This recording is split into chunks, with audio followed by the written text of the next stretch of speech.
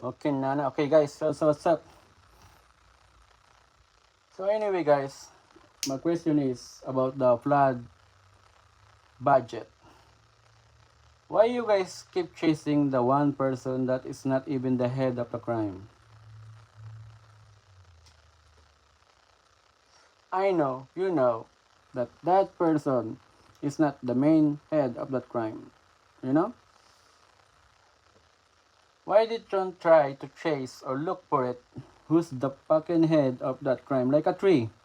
Yung puno, guys. Hindi mabubuhay yan ng walang ugat. As always. Tagay mo man yung ugat, ang puno andun pa rin, mabubuhay pa rin yan. Tutubo ulit ng panibagong ugat yan. Yeah, that's why, guys, find the head or the tree, the main tree of that situation.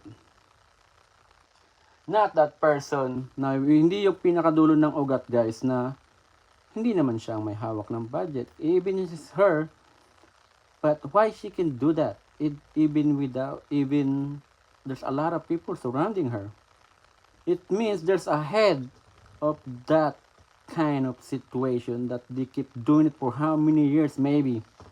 That they can afford for how many cars they had. How many fucking ass she got that she need more car. That fucking bitch is heartless, you know? And guys, don't pretend to be blind, guys. Stop doing that.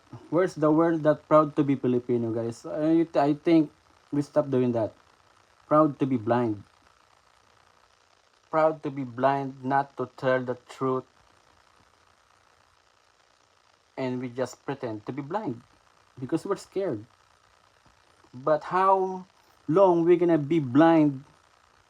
And if someday the storm is more stronger and all you guys' house are gone, what you guys gonna do? Nothing, right? So don't wait for the bad scenario, guys. Tell the truth.